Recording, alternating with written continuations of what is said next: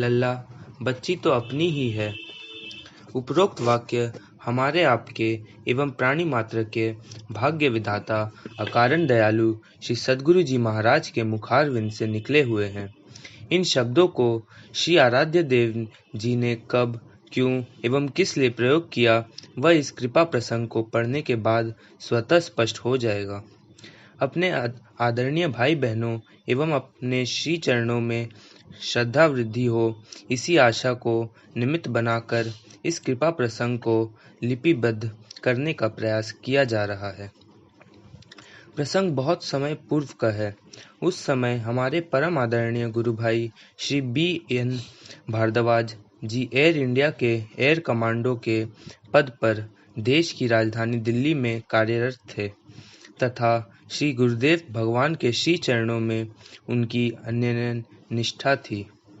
आराध्य देव जी महाराज जब भी कभी दिल्ली पधारते तब तो प्रायः उन्हीं के यहाँ विश्राम एवं रात्रि निवास किया करते थे। उस समय तक अपने देश के विमान का निर्माण नहीं हो रहा था, बल्कि विमान दूसरे देशों से ही कार्य किया जा रहा था। बोइंग 707 उस दिन अमेरिका के एयर इंडिया के लिए कार्य किया गया था। इस विमान में की खासियत यह थी कि इसमें 700 यात्री के बैठने, खाने पीने एवं सोने की व्यवस्था थी। विमान को खरीदकर भारत आए सभी मात्र 1-1.5 महीने हो रहे थे कि आराध्य देव की दिल्ली कार्यक्रम बन गया। आराध्य देव जी ने पार्षदगणों के साथ दिल्ली पधारे एवं अपने प्रिय शिष्य श्री B.N. भारद्वाज जी के घर पहुंच गए। श्री आराध्य देव जी को अपने घर पर आया देखकर श्री भारद्वाज जी एवं उनके पारिवारिक सदस्यों में आनंद की लहर सी आ गई। श्री भारद्वाज परिवार ने अतीव आनंद एवं उत्साह के साथ श्री गुरुदेव भगवान एवं उनके साथ आए पार्षद गणों का आदर सत्कार किया। आराध्य देव जी लगभग 3 दिनों तक आदरणीय भाई जी के यहाँ विराजमान रहे। आराध्य देव जी महाप्रभु श्री रामलाल जी महाराज के अलौकिक कृपा चरित्र अपने मुखारविंद से इस प्रकार के सदस्यों एवं उपस्थित जिज्ञासुओं को सुनाया करते थे। बड़ा ही आध्यात्मिक एवं कृपा वर्षा का समय चल रहा था।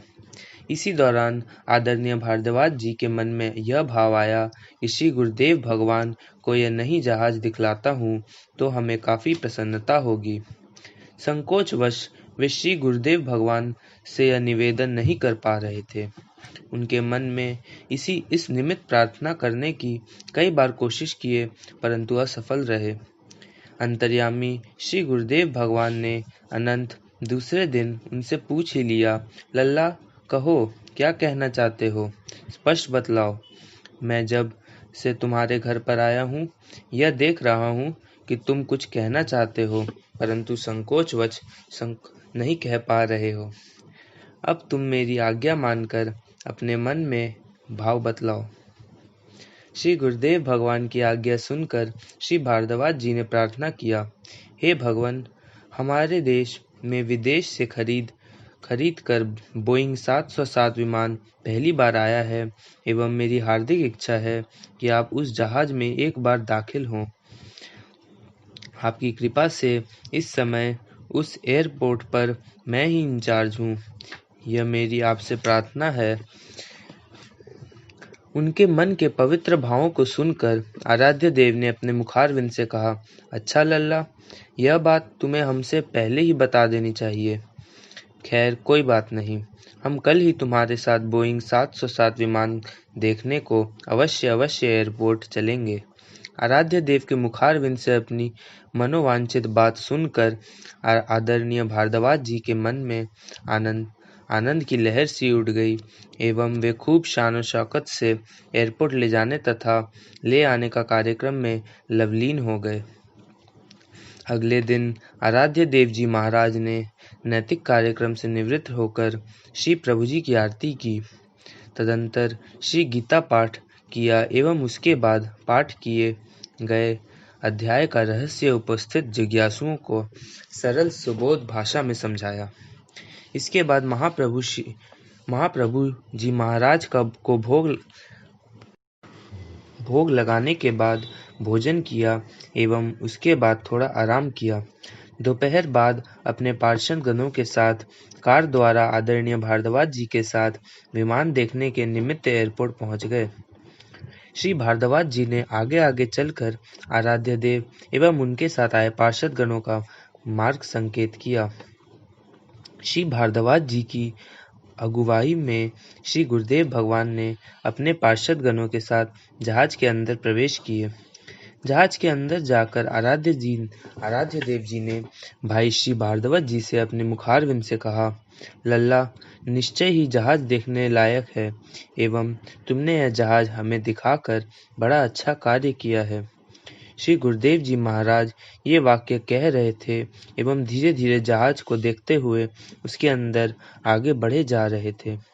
आराध्य देव धीरे धीरे अपने पार्षद गणों एवं प्रिय शिष्य भारद्वाज जी के साथ चलते चलते जहाज के अंतिम छोर तक पहुंच गए, जहां एक एयर होस्टेज ने श्री गुरुदेव भगवान को नमस्कार अर्पित किया। उसने श्री गुरुदेव भगवान का बायां कर कमल अपने दोनों पंजों के बीच लेकर अपने सिर से लगाकर प्रणाम किया एवं अनाथ उसके सिर पर अपने दाहिने वरद हस्त रखकर चीर परिचित की तरह उससे अपने वरदानीय वाणी में कह रहे थे, मेरी प्यारी लल्ली, तुम कैसी हो? कब से यहाँ नौकरी कर रही हो? तुम्हारे माता पिता कैसे हैं? जापान में तुम कब आई हो? एवं वह बालिका अपने सिर नीचे किए हुए आराध्य देव से चिपटती हुई उस नाथ के प्रश्नों का उत्तर दे रही थी। गाय की छोटी बच्चियां जिस प्रकार अपने माँ से लिपट आती है एवं गाय उसे जिस अनोखे प्रकार से उससे प्रेम करती है, वैसे ही दृश्य उपस्थित हो गए थे। वैसे श्री गुरुदेव भगवान के अगाध प्रेम को शब्दों से वर्णित नहीं किया जा सकता है। वह तो अवर्णनीय है एवं अकथनीय होता है, परंतु प्रसंग को स्पष्ट करने के लिए उपरोक्त उदाहरण दिया गया है। आराध्य देव लगभग आधे घंटे तक उस बालिका के सिर पर अपना दाहिना कर कमल रखकर उसे आशीर्वाद देते रहे। पहले जो वह काफी प्रसन्न सी थी, परंतु बाद में सिसक कर रोने लगी। आराध्य देव जी उसे लगातार समझाते रहे, नहीं लल्ली, मेरी प्यारी लल्ली, रोना नहीं चाहिए। श्री आराध्य देव जी ने जब अपना दाहिना कर कमल उसके सिर से हटाया तो वह अपलक अश्रुपूर्ण नेत्रों से श्री गुरुदेव भगवान को निहारती रही। उसकी वाणी अब प्रेम के कारण अवरुद्ध हो गई थी एवं बड़ी बड़ी आंखें से अविरल अश्रुधारा बह रही थी। श्री गुरुदेव भगवान ने अपने बाएं हाथ को जब उसके हाथों से हटाया तो वह जड़वत खड़ी हो श्री प्रभु जी को निहार रही थी। उसको परिपूर्ण आशीर्वाद देने के बाद अनाथ अपने पार्षद गणों एवं श्री भारद्वाज जी के साथ जल्दी चलकर विमान से बाहर निकल आए एवं सीढ़ियों के सहारे धराधाम पर आ गए। उसके बाद श्री मुख ने श्री भारद्वाज जी से कहा कि चलो लल्ला, अब तुम्हारे घर चलते हैं। आराध्य देव जी की आज्ञा शिरोधार्य कर श्री भारद्वाज जी सबके साथ चलकर अपने निवास स्थान पर पहुंच गए। श्री गुरुदेव भगवान ने आदरणीय भाई श्री भारद्वाज जी की मनोकामना तो पूर्ण कर दी, परंतु उनके मन में श्रद्धामय कौतूहल पैदा कर दिया। श्री भारद्वाज जी के मन में यह भाव आया कि श्री गुरुदेव भगवान ने उस परिचित एयर होस्टेज को क्यों इतना प्यार किया एवं आशीर्वाद दिया। साथ ही यह भी कह दिया कि तुम जापान से कब आई हो लल्ली। इसी उधेड़ बुन के भाई भारद्वाज जी डूबते उतरते रहे। जब इसका रहस्य जानने की जिज्ञासा प्रबल हो गई, तब उन्होंने आदरणीय बड़े गुरु भाई श्री भुवनेन्द्र झा से जो आराध्य देव के पार्षद गणों में से एक थे, यह निवेदन किया कि भाई जी, श्री गुरुदेव भगवान से कृपया उस एयर होस्टेज के विषय में जानकारी लेने की कृपा की जाए। आदरणीय भाई श्री भुवनेन्द्र झा जी ने कहा कि अच्छा, समय देखकर प्रार्थना करेंगे। उस दिन की सायंकाल आरती के बाद जब अन्य सभी आगंतुक चले गए एवं मात्र गुरुदेव के पार्षदगण एवं श्री भारद्वाज जी सपरिवार उपस्थित थे, आदरणीय श्री भुवनेन्द्र झा जी ने गुरुदेव भगवान से प्रार्थना किया कि गुरुदेव, भाई भारद्वाज जी जानना चाहते हैं कि विमान वाली एयर होस्टेज कौन थी जिसे आपने काफी प्यार किया एवं आशीर्वाद दिया। श्री गुरुदेव भगवान अपनी मधुर मुस्कान से बोले, लल्ला, एयर होस्टेज थी। उसने प्रणाम किया एवं हमने आशीर्वाद दिया। तदंतर श्री भारद्वाज जी ने कहा कि श्री गुरुदेव चरणों में प्रणाम निवेदन करते हुए प्रार्थना किया कि गुरुदेव, आपने ही यह रहस्य हम लोगों को बतलाया है कि योगी का कोई भी कार्य निरुद्देश्य नहीं होता। अतः मैं भी इस घटना के रहस्य की जानकारी आपके मुखारविंद से सुनना चाहता हूँ। कृपया बतलाने की कृपा की जाए। आदरणीय भाई श्री भारद्वाज जी ने सविनय प्रार्थना की एवं अनाथ टाल न सके एवं बोले, लल्ला, बच्ची तो अपनी ही है। खान पान एवं आचार विचार संयमित न होने के फलस्वरूप किसी संस्कारवश जापान में पैदा हो गई है। आज श्री प्रभु जी की कृपा से मैं तुम्हारे साथ विमान देखने गया एवं वह सामने आ गई। देखते ही उसने हमें नमस्कार किया। मैं तो ठहरा उसका गुरुदेव, अतः मुझे जो कुछ भी उसके लिए करना था मैंने आज कर दिया। श्री प्रभु कृपा से आज उसका काम बन गया। इतना कहकर श्री गुरुदेव भगवान ने उसकी वाणी को विराम दिया। अब आदरणीय भाई श्री भारद्वाज जी की समझ में यह रहस्य स्वतः स्पष्ट हो गया कि उनके मन में श्री गुरुदेव भगवान को विमान दिखलाने का भाव आराध्य देव के संकल्प से ही आया था, क्योंकि आराध्य देव को अपनी प्रिय शिष्या पर आज कृपा करनी थी, जो उन्होंने किया। श्री गुरुदेव भगवान के यौगिक प्रचार कार्यक्रमों में कई बार ऐसी घटनाएं अनाथ की कृपाओं से देखने को मिली है कि वे करुणा सागर ट्रेन में अपने आसन पर विराजमान हो गए हैं। रेलगाड़ी चलने का सिग्नल भी दे चुकी है। गार्ड ड्राइवर को हरी झंडी दिखा रहा है, परंतु रेलगाड़ी आगे नहीं बढ़ रही है। अचानक हमारा कोई गुरु भाई या गुरु बहन अथवा कोई श्रद्धालु, जिज्ञासु या महात्मा आकर आराध्य देव जी को प्रणाम करता है। श्री गुरुदेव भगवान उसे आशीर्वाद देते हैं और उसके बाद रेलगाड़ी अपने गंतव्य स्थान को रवाना हो जाती है।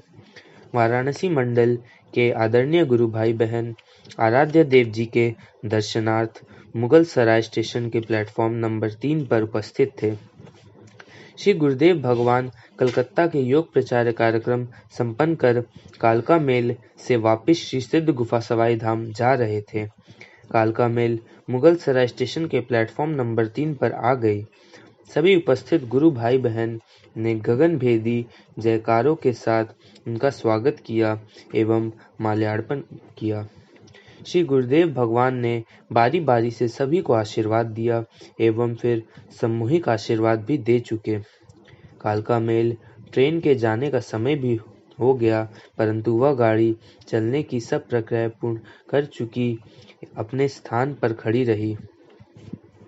हमारे एक आदरणीय गुरु भाई श्री विंध्यवासिनी प्रसाद जी एडवोकेट, जो वाराणसी में श्री गुरुदेव के दर्शनार्थ मुगल सराय के लिए चले थे, जाम में फंसने के कारण नहीं पहुंच पाए थे। तेज गति से चलते हुए प्लेटफॉर्म नंबर 3 पर पहुंच गए। तदंतर उन्होंने श्री गुरुदेव भगवान को माल्यार्पण किया एवं उनके चरणों में प्रणाम निवेदित किया। श्री आराध्य देव जी द्वारा उन्हें आशीर्वाद देने के बाद कालका मेल तत्काल गंतव्य स्थान के लिए रवाना हो गई। श्री विंध्यवासिनी प्रसाद जी एडवोकेट अब इस नश्वर संसार में नहीं है, परंतु उपस्थित सभी गुरु भाई बहनों को श्री गुरुदेव भगवान ने स्पष्ट अनुभव करा दिया कि वे अपने प्रिय शिष्यों एवं हमारे आदरणीय गुरु भाई के लिए ही इस इम्पोर्टेंट ट्रेन में को रोके हुए थे। ट्रेन की यात्रा आरंभ करते समय गुरुदेव भगवान की जय, महाप्रभु श्री रामलाल जी महाराज की जय की ध्वनि से पूरा स्टेशन गुंजायमान हो गया। जब जब तक हम लोग दिखलाई देते रहे, आराध्य देव अपने कर कमलों द्वारा आशीर्वाद देते रहे। श्री प्रभु जी ने अपनी कृपाओं का चिंतन सदैव बनाए रखने की कृपा करें। इसी प्रार्थना के साथ कृपा प्रसंग यही विश्रामित है। बोले श्री सद्गुरुदेव भगवान की।